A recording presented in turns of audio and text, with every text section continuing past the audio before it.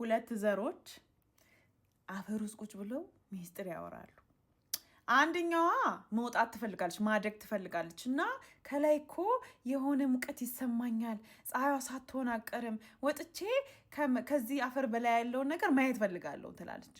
አንደኛው ደግሞ እንዴ ስትወጪም እንደሚገጥምሽ እኮ አታውቂም፣ ኧረ ቁጭ በይ፣ ደግሞ ስንወጣ ቢረግጡንስ ቢበሉንስ፣ ንፋስ መጥቶ ቢገላግለንስ፣ ኦር ደግሞ ፀሐይ ድርቅ ብታረገንስ፣ ተይ ስንወጣ አደጋ ሊሆን ይችላልና እዚሁ እንቀመጥ ትላለች። ይችኛዋ እንዴ እዚህስ ቁጭ ብዬ ምንም ባይፈጠር እኮ ይችላል፣ ስለዚህ ምንም ከማይፈጠርበት ህይወት የሚፈጠርበት ህይወት ላይ ብሄድ ይሻለኛል ትልና መንጠራራት ትጀምራለች። ስትንጠራራ ማለት ነው በቃ ፑሽ ታረጋለች፣ ፕሬዠር አለው። እንደዚህ እየተንጠራራች ብድግ ብላ አደገች፣ ከመሬት ውስጥ ወጣች።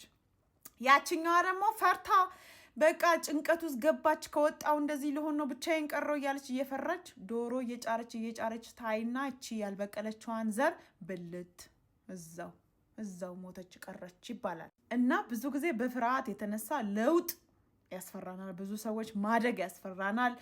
ገና ምንም ሳይፈጠር በጭንቅላታችን በምንስለው የውሸት ታሪክ የተነሳ ፍርሃት ወጥሮ ይዞን እንዳናድርግ ያደርገናል።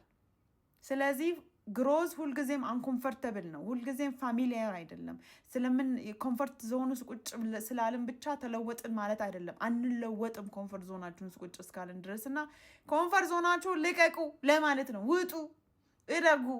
የሚያድግ ጭንቅላት ነው ሁላችንም ያለን እና ከዛ ውስጥ ወጥተን ግን ወጥቶ የሚያሸንፈው ከሬጅ ያለው ሰው ነው። እዛው ደግሞ ቁጭ ብሎ የሚያማርረው ደግሞ የፈራ ሰው ነው ለማለት ነው።